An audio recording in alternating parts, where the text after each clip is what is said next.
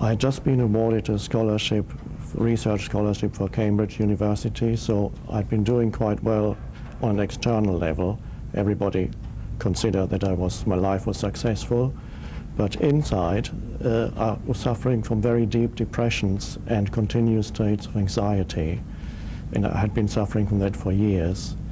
So I was actually miserably unhappy, while everybody else around me thought that I was a very successful person. So there was one night when I reached a kind of depth of a depression, and a thought kept reoccurring in my mind that I can't live with myself any longer. The pain of this dreadful unhappiness is too much. I can't take it anymore. I can't live with myself any longer. And that sentence became a trigger for a transformation. I cannot live with myself any longer. And suddenly I thought, what does this mean? Who is the I and who is the self that I cannot live with? There was a kind of separation that occurred at that moment. I separated myself, my sense of identity separated from the unhappy, depressed, and anxious person, and suddenly there was me here observing that unhappy self. So there was a disidentification, and I thought, how is that possible? I can now observe the unhappiness as if it were in me, but not essentially me. So that was, I described that in a little bit more detail in the book.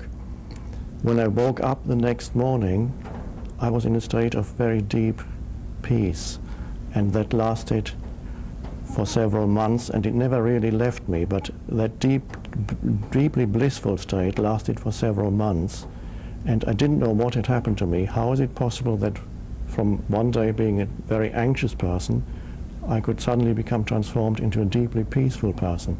And it was only years later that I understood what actually had happened to me at that time. So in a way... What was it? It's a realization that the suffering me is ultimately a fiction of the mind. I had created a mental fiction that I believed in and identified with. You could call it the ego. And through the pressure of suffering, I separated from that fiction. And when I separated from that fiction, it collapsed as if a plug had been pulled out of an inflatable toy, because it ultimately wasn't real. I realized then that the suffering self wasn't ultimately real. It was a fiction. And in a way, that's also the basis of the book. And when I later started to work with people, very often people came to me who were in some kind of suffering, some form of pain. And what I'm trying to convey and teach is that it is possible to live free of suffering, to go beyond suffering. Well, what the expression that I'm really fond of is, instead of saying I am upset, because the I am is self, yes, saying I'm having an upset. Yes. Or I am angry, I'm experiencing anger. Of course, you wouldn't say that, I'm experiencing anger, but to say I am upset or I am sick, yes, is really sort of embedding that That's into right. yourself, where you say, I'm having an upset. Well, if you have something, you can give it away.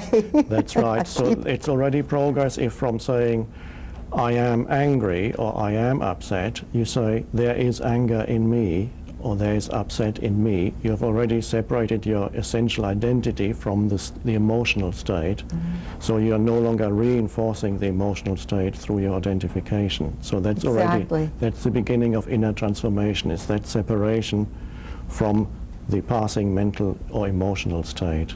Oh, that's such a wonderful time in life when suddenly you realize that you don't have to be the victim of your thoughts.